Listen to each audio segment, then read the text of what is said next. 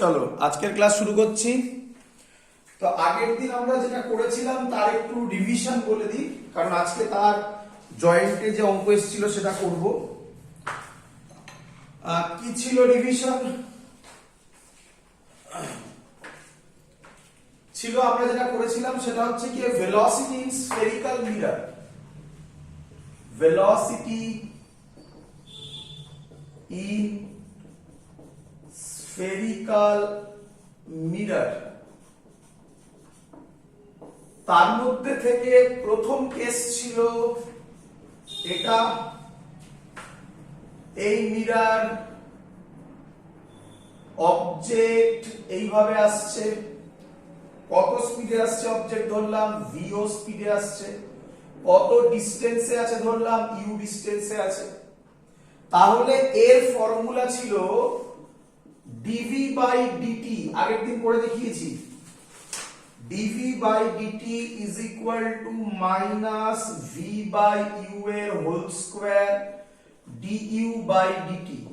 dv by dt মানেই হচ্ছে velocity of image, du by dt du by dt মানে হচ্ছে ভেলোসিটি অফ অবজেক্ট, v মানে হচ্ছে ইমেজ ডিসটেন্স, u মানে হচ্ছে অবজেক্ট ডিসটেন্স। ক্লিয়ার সবার এত অবধি?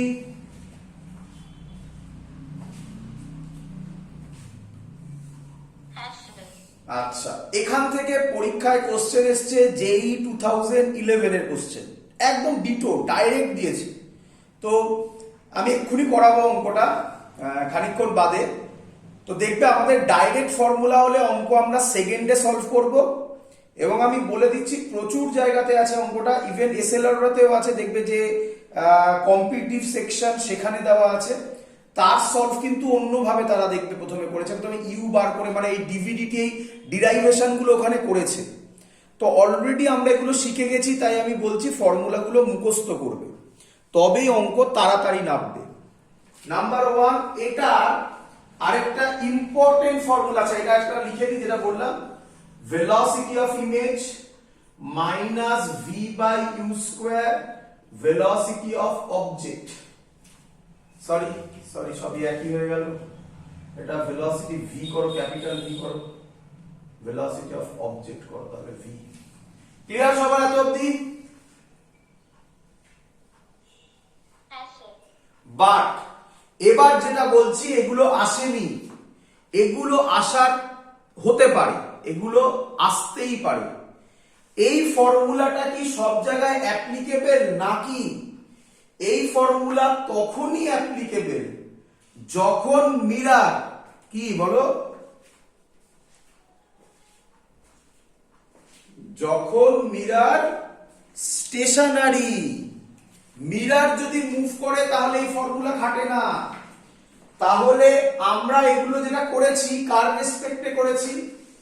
মিররের রেসপেক্টে, মিররের রেসপেক্টে।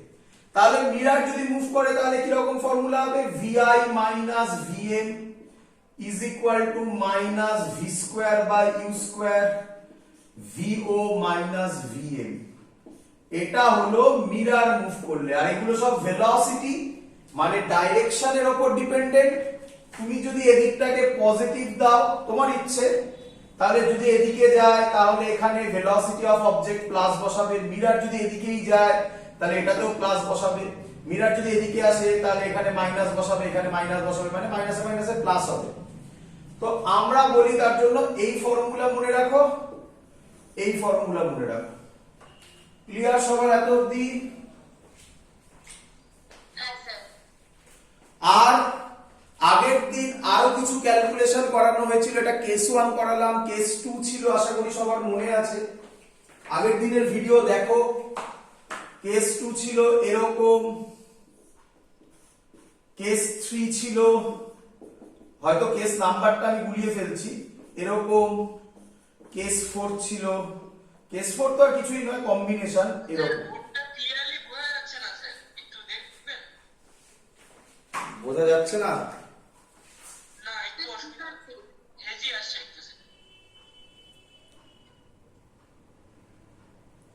এবার অনেকটা ঠিক আছে। চলো তাহলে কেস 2, কেস 3, কেস 4 আশা করি সবার মনে আছে, আমি আগের দিন করিয়েছিলাম। তো এগুলো একটু দেখে রাখবে, এগুলো থেকে কোশ্চেন সেরকম আসেনি, বাট এখান থেকে ডাইরেক্ট কোশ্চেন দিয়েছে, সেই কোশ্চেনটাই আমি করাচ্ছি। করে এই টপিকটাকে ক্লোজ করে আমরা আজকে যাব রিফ্র্যাকশন। ঠিক আছে, চলো অঙ্কটা দেখো। অঙ্কটা 2011, জেই 2011, তখন এআই ট্রিপল বলতো। এরকম দুবার এসেছিল, এই এক বছর আর এক বছর দেখবে একটা জগার দিয়ে এসেছিল, একই অঙ্ক, একই type. A car is fitted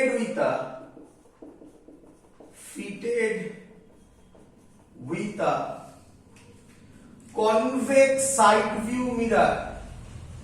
আচ্ছা, আমরা এতক্ষণ আমি যে ছবিটা এঁকেছিলাম ওটা কোন মিরর ছিল? কনকেভ। এটা কি মিরর দিয়ে দিল? কনভেক্স। স্যার কি পড়ানোর সময় বলেছে থিওরি কোনো চেঞ্জ হবে কনকেভ কনভেক্সে?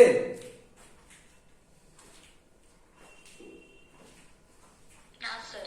একদম অ্যান্সার না।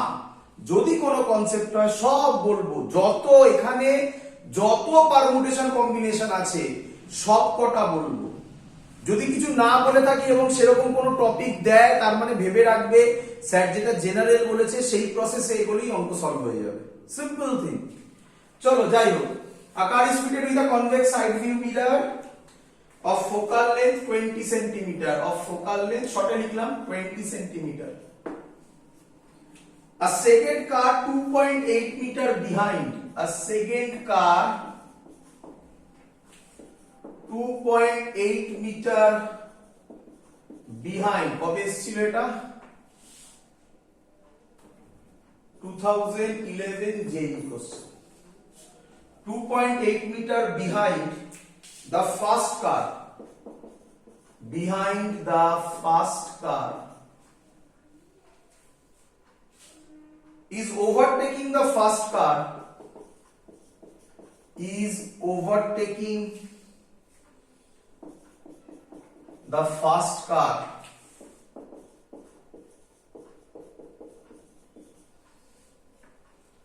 at a relative speed of 15 meter per second, at a relative speed of 15 meter per second. The speed of the image of the second car, the speed of the image of the second car as seen in the mirror of the first car, in the mirror of the first car is, first option 1/10 meter per second, second option 1/15 meter per second, third option শুধু 10 meter per second, and last one 15 meter per second. Clear question সবার? হ্যাঁ sir. Solve করছি। দেখো কি বার করতে বলেছে, the speed of the image, the speed of the image। আচ্ছা, ছবি কি বলতে চাইছে? তার মানে এই আমার মিরর, কনভেক্স মিরর, ঠিক এঁকেছি ছবি, কনভেক্স মিরর। হ্যাঁ স্যার। এখানে একটা সেকেন্ড কার, গাড়িটা ফার্স্ট কারের মধ্যেই তো ফার্স্ট কারের মধ্যেই তো কনভেক্স মিররটা আছে, তো এটাই ফার্স্ট কার, এটাই সেকেন্ড কার, তাই তো নাকি? হ্যাঁ স্যার। তো কোন ফর্মুলা হবে? ডিটো আমরা ডাইরেক্ট ইউজ করে দিতে পারি, dv by dt minus V square by U square du by dt. কি ক্লিয়ার? ক্লিয়ার। আগে বুঝতে হবে যে কোন টাইপের দিয়েছে। চলো এবার কি বলেছে, এফ কত বাবা, ভেবে উত্তর দেবে, ভেবে উত্তর দেবে। এফ কত? 20. প্লাস 20, প্লাস 20, তাই তো নাকি?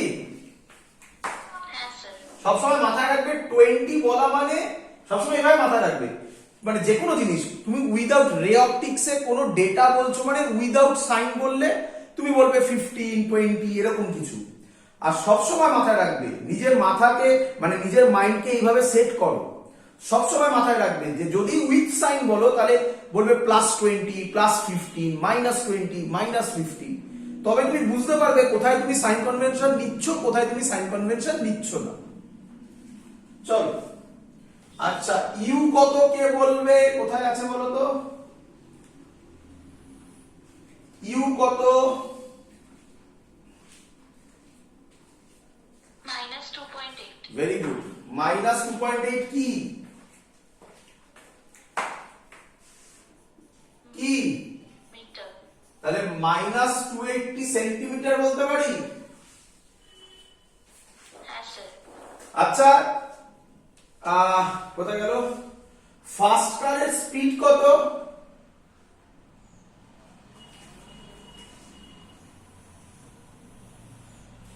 কত? 15 মিটার পার সেকেন্ড। তার মানে আমি বলতে পারি du বাই dt দিয়ে দেওয়া আছে, হ্যাঁ স্যার। u দিয়ে দেওয়া আছে, v বার করতে হবে, dv dt পেয়ে যাব। v বার করার technique mirror making formula 1/v plus 1/u 1/f 1/v plus 1 minus 280 is equal two 1/20 plus 20। v solve করলে আসবে 280 বাই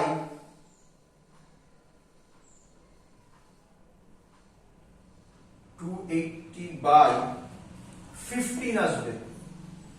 করে দেখো আসছে কিনা। সেন্টিমিটার তো অঙ্ক সলভ হচ্ছে মাইনাস ভি স্কোয়ার মানে 280 বাই 15 একেবারে করছি ইনটু ইউ স্কোয়ার, ইউ মানে মাইনাস 20, তাহলে এখানে আমি 280 বসালাম, তার স্কোয়ার হয়ে গেলে পুরো জিনিসটা ঝামেলা চলে গেল। বলো ঠিক বুঝলে কিনা?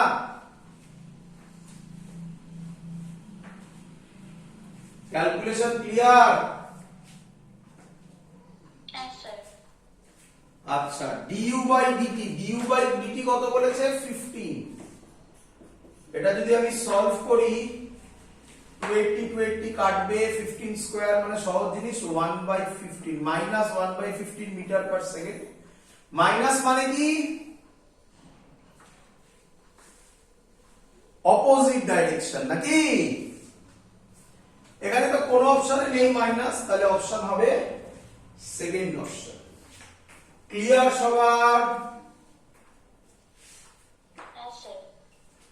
তো এই হলো আমরা আগের দিন যে টেকনিক করেছি তার ডাইরেক্ট কোশ্চেন। আমি আরো ডেপথে তোমাদের বুঝিয়ে দিয়েছি, আরো 3টে কেস হয়, তো ওই 3টে কেস বাড়িতে একটু প্র্যাকটিস করো।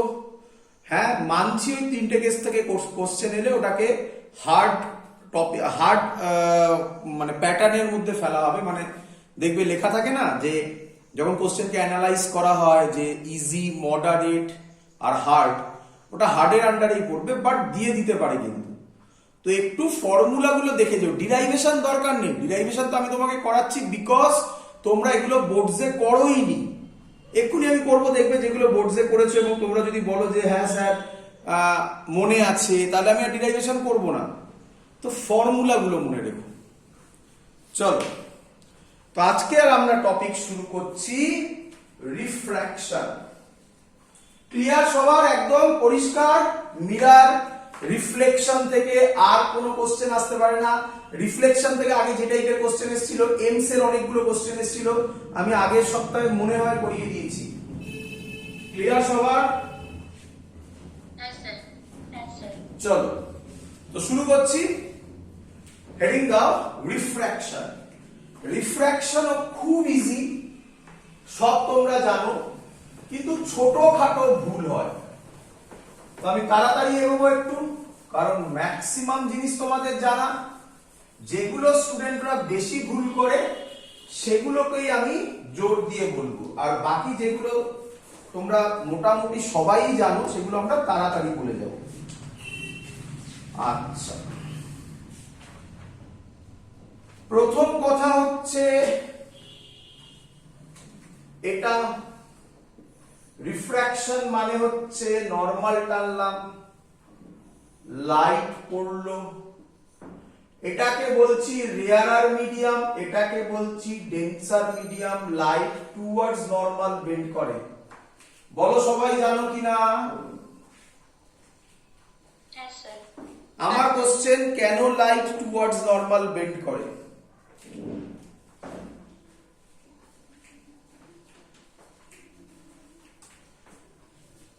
বলো। আচ্ছা, অ্যাকচুয়াল অ্যান্সার আমি বোর্ডসের ক্লাসে বলেছিলাম যে অ্যাকচুয়াল অ্যান্সার হচ্ছে ফার্ম্যাটস প্রিন্সিপাল। এখানে দরকার নেই সেটা ভাবার, সেগুলো আমি বুঝিয়েছিলাম বোর্ডসের ক্লাসে, ডিটেলসে বলেছিলাম। জয়েন্টে তো নেই, আমাদের জয়েন্ট কেন বোর্ডসেরও সিলেবাসে নেই, বাট আমি কনসেপ্ট বলেছিলাম।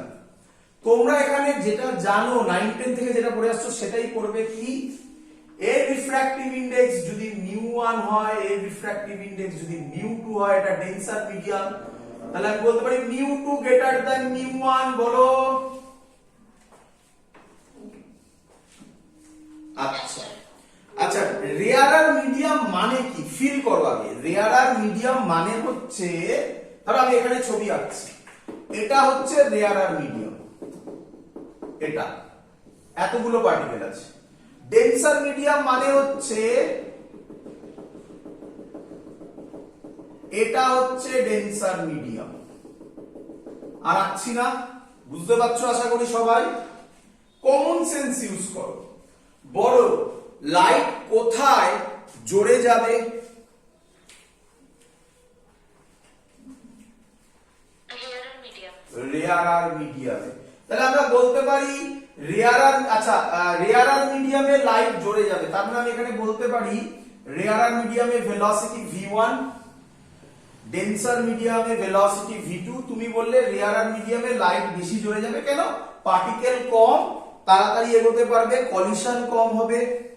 পার্টিকেল বেশি, যত যেতে চাইবে কলিশন বাড়বে, এনার্জি লস হবে, ভেলোসিটি কমবে। তাহলে আমরা বলতে পারি v1 গ্রেটার দ্যান v2। কি রে? Yes, sir. আচ্ছা, ওদিকে করেছি ওই ওপর লেখা আছে μ2 গ্রেটার দ্যান μ1, তাহলে এই দুটোকে কম্বাইন করলে আমি বলতে পারি এই ফর্মুলা। এটা ইম্পর্টেন্ট, হ্যাঁ এটা আমাদের লাগবে, তোমরা জানো বাবা এগুলো সব, তাই তো নাকি? Yes, sir. আচ্ছা, তাহলে কেউ কেউ বলে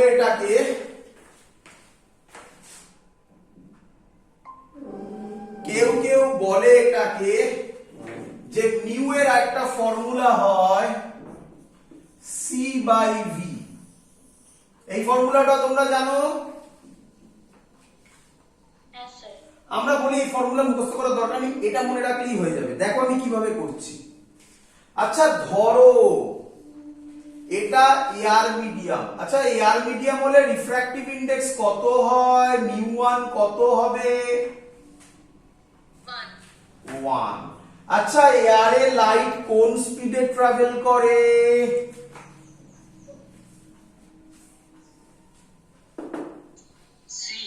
সি। ভ্যালু চাইছি না, ভ্যালু চাইছি না। আচ্ছা এটা কোন মিডিয়াম জানা নেই, আমি ধরলাম এটার মিডিয়ামের রিফ্র্যাক্টিভ ইনডেক্স হচ্ছে মিউ, যেহেতু এটা 1 হয়ে গেছে এটাকে মিউ ধরলাম।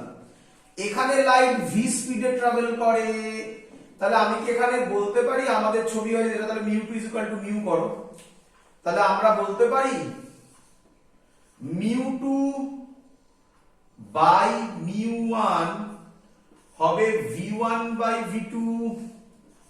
বলো বুঝলে কিনা? Yes, sir. ভ্যালু বসিয়ে দাও। v1 মানে হচ্ছে c, v2 মানে হচ্ছে v, আর μ2 মানে হচ্ছে মিউ, আর μ1 মানে হচ্ছে 1, μ equal to c by v। দেখো চলে এসেছে। ক্লিয়ার? দরকার নেই, এটা মনে রাখো, গল্প শেষ হয়ে যাবে এখান থেকেই। চলো মুছে দিলাম। Yes, sir. চলো, আচ্ছা কেউ আমায় বলবে লাইট কখন বেন্ড হবে না? কোশ্চেনটা হচ্ছে মুখে বলছি আর লেখার কিছু নেই, এগুলো সহজ জিনিস। Write down the conditions when bending of light is equal to 0। কেউ বলবে নাম্বার 1 কন্ডিশন?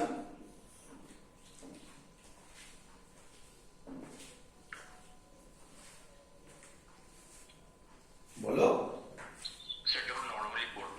একদম, যখন লাইট নরমালি পড়বে, তার মানে ছবিটা এরকম হবে বাবা, এরকম। কি রে, ছবি ক্লিয়ার? Yes, sir. আচ্ছা, এবার ভুলটা, এর জন্য আমি ডাইরেক্ট ওটা বলতে চাইনি, এবার সেটা যেটা আমি বোঝানোর মেন উদ্দেশ্য। আচ্ছা, তার মানে লাইট কত অ্যাঙ্গেলে পড়বে? 90. এটাই তো ভুল।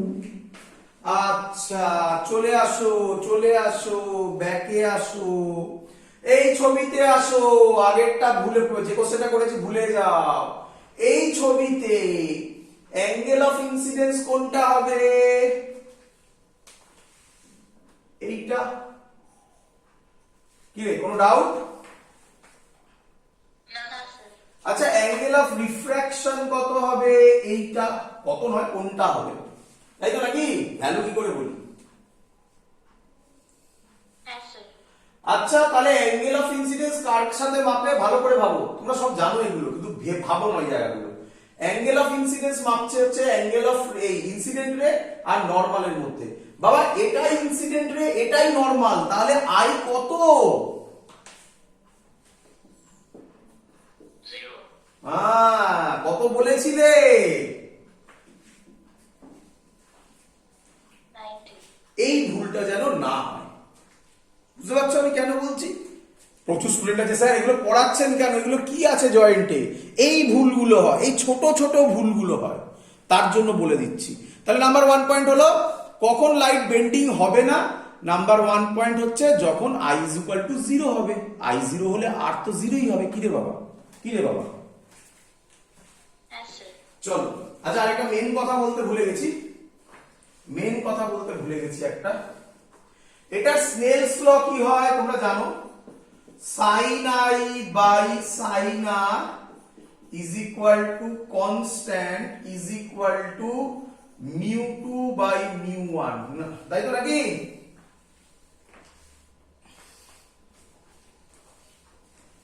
Yes, sir. বাট এখানেও একটা ভুল আছে, এখানেও একটা ভুল আছে, ভালো করে শুনবে, ভালো করে শুনবে। আমি তোমাকে যা বলছি এরকম ছোটখাটো ভুলেই আমি রিফ্র্যাকশন সব বুঝিয়ে দেব। দেখতে পাবে আমি যখন অঙ্ক করব কি সহজ ভাবে অঙ্কগুলো হবে, কঠিন কঠিন অঙ্ক সলভ হবে সব।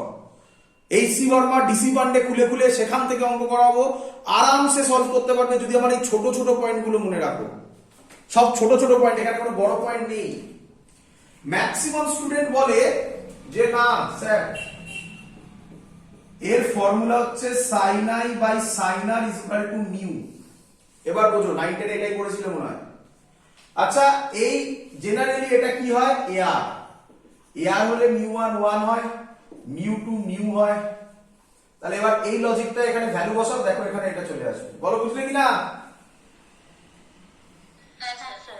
তুমি এইভাবে মুখস্থ করবে না, তুমি এইভাবে মুখস্থ করবে না। তুমি কিভাবে মুখস্থ করবে? চলো, তুমি কিভাবে মুখস্থ করবে? মুখস্থ মানে কি, ওই আর কি মনে রাখবে। তুমি মনে রাখবে sin i by sin r is equal to refractive index, আমি শর্টে লিখছি, where light goes divided by refractive index from where light came। বলো বুঝলে কিনা? sin i by sin r is equal to mu2, মানে যেখানে লাইট যাচ্ছে, refractive index where light goes, যেখানে লাইট যাচ্ছে, divided by refractive index from where light came, যেখান থেকে লাইট আসছে। এটা মনে রাখো, সব আমরা থিওরি দিয়ে ল্যাঙ্গুয়েজে ফর্মুলা মনে রাখবো, তাহলেই অঙ্ক সব সলভ হয়ে যাবে। ফর্মুলাতে মনে রাখবে না, ওখানেই মেন প্রবলেম। ক্লিয়ার? হ্যাঁ স্যার। চলো এগোলাম পরের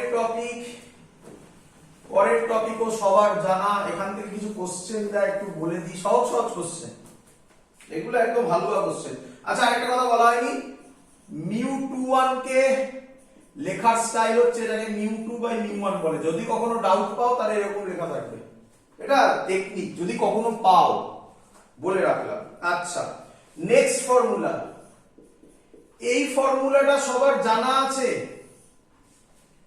v মানে স্পিড, এখানে স্পিড অফ লাইট এখানে, বাট এটা অন্য অনেক জায়গাতে ইউজ হয়, ওয়েভস এ ইউজ হয়, সাউন্ড ওয়েভস এ ইউজ হয়, তখন স্পিড অফ সাউন্ড ওয়েভস হবে। n মানে ফ্রিকোয়েন্সি, কেউ কেউ এটাকে নিউ করে, কেউ কেউ এটাকে এফ করে, এক একজনের এক এক ইচ্ছা, ফ্রিকোয়েন্সি। আর ল্যামডা মানে ওয়েভলেন্থ। যদি লাইট হয় তাহলে এটা স্পিড অফ লাইট হবে, এটা ফ্রিকোয়েন্সি অফ লাইট হবে, এটা ওয়েভলেন্থ অফ লাইট হবে। যদি সাউন্ড হয় এটা স্পিড অফ সাউন্ড হবে, এটা ফ্রিকোয়েন্সি অফ সাউন্ড হবে, এটা ওয়েভলেন্থ অফ সাউন্ড হবে। বলো ক্লিয়ার কিনা? হ্যাঁ স্যার। আচ্ছা, এখান থেকে দুটো কোশ্চেন এসেছিল, দুটো কোশ্চেন। এই প্রথম আসছি আমরা রিফ্র্যাকশনে, চলে এসেছি ইয়ারের কোশ্চেনে। দুটো কোশ্চেন এসেছিল, শিখে নাও, ভালো করে বুঝবে। নাম্বার 1, স্পিড কনস্ট্যান্ট নাকি ভেরিয়েবল? বলো, স্পিড কনস্ট্যান্ট নাকি ভেরিয়েবল? আমি লাইট দিয়ে বলছি, অপটিক্স বলছি, লাইট দিয়েই ভাবো। স্পিড অফ লাইট কনস্ট্যান্ট নাকি ভেরিয়েবল? অ্যানসার দাও। বাবা কেন বাবা? আমি এক্ষুনি শেখালাম, মিডিয়াম চেঞ্জ হলে, এক্ষুনি ছবি এঁকেছিলাম, মিডিয়াম চেঞ্জ হলে স্পিড অফ লাইট সেম থাকবে না চেঞ্জ হবে? আরে লিখলি তো এক্ষুনি লিখলি না এই ফর্মুলাটা? কি রে, কিভাবে চেঞ্জ হবে সেটাও তো জানিস। ক্লিয়ার? হ্যাঁ স্যার। তাহলে বল, কনস্ট্যান্ট না ভেরিয়েবল? ভেরিয়েবল। আচ্ছা, 2 নম্বর, ওয়েভলেন্থ ওয়েভলেন্থ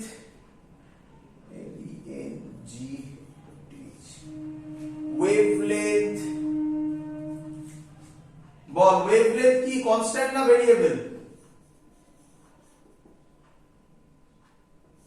ভেরিয়েবল। কেন বাবা, কেন বলতে হবে, কেন বলতে হবে বাবা? এটা যদিও আমি এখানে শেখাইনি, এটা যারা বোর্ডসের ক্লাস করেছিলে তারা শিখেছো। ওটার নাম হচ্ছে স্পেকট্রামে শিখেছো, স্পেকট্রাম না, কি নাম, প্রিজমে ওখানে শিখেছো, ডিসপারশনে শিখেছো। মিডিয়াম চেঞ্জ হলে ওয়েভলেন্থ চেঞ্জ হবে। ফর্মুলাটা বলতে পারবে? হ্যাঁ, mu equals to a plus b by lambda square. আরেকটু, এটা এসেছিল পরীক্ষায়, বলে দিচ্ছি, কাছাকাছি গেছে, একদম ঠিক বলেছো, তবে আরেকটু। চলো, ওয়েভলেন্থ ভেরিয়েবল, কেন ভেরিয়েবল? ওয়েভলেন্থ কেন ভেরিয়েবল, তার অ্যান্সার দিতে হবে। আচ্ছা, স্পিড কেন ভেরিয়েবল, তার অ্যান্সার এটা। ক্লিয়ার একদম? হ্যাঁ স্যার। প্রত্যেকটা পয়েন্ট ওইভাবে লিখে রাখবে একদম। আমি এখানে লিখে ফেলেছি, তোমরা এটা এখানে লিখবে, তার রিজন। স্পিড ওয়েভলেন্থ কেন ভেরিয়েবল, তার অ্যান্সার।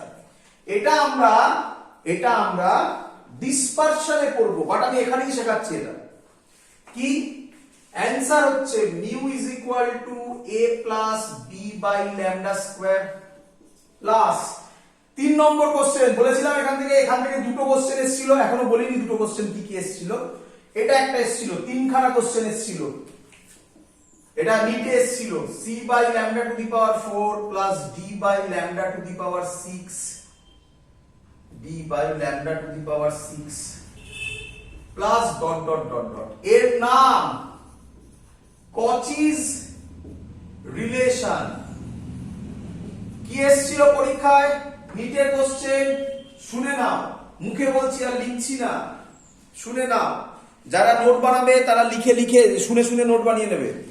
কোশ্চেনটা এসেছিল রাইট ডাউন এই identify the exact form of Cauchy's equation বলে 4টে অপশন ছিল। নাম্বার 1 অপশন ছিল mu is equal to A plus B into lambda square. Second option ছিল mu is equal to A plus B by lambda square. Third option ছিল mu is equal to A plus B lambda square plus C lambda to the power 4 plus D lambda to the power 6। That's all, আর কিছু লেখা ছিল না, plus dot ডটটা দেয়নি ওখানে তখন। আর last option ছিল যেটা বোর্ডে লেখা আছে mu is equal to A plus B by lambda square plus C by lambda to the power 4 plus D by lambda to the power 6। বলো এক্সাক্ট ফর্ম কোনটা?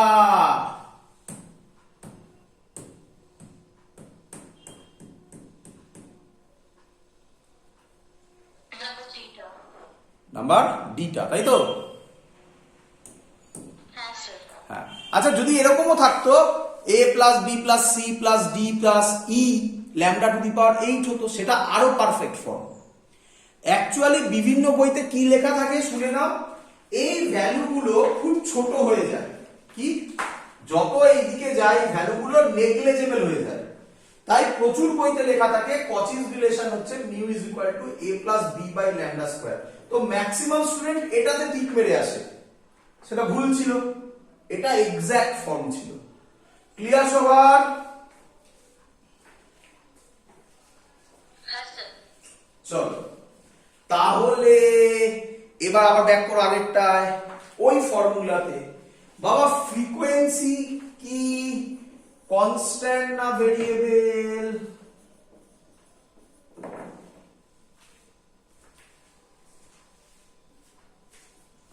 Constant. একদম, ফ্রিকোয়েন্সি কনস্ট্যান্ট। কেন? ইট only depends on source. কি বললো? Only depends on source. যদি source same থাকে ফ্রিকোয়েন্সিকে change করা যায় না। তখন স্টুডেন্টরা কিছু কোশ্চেন করে, বলে স্যার ক্লাস 11-এ আপনি পড়িয়েছেন তার নাম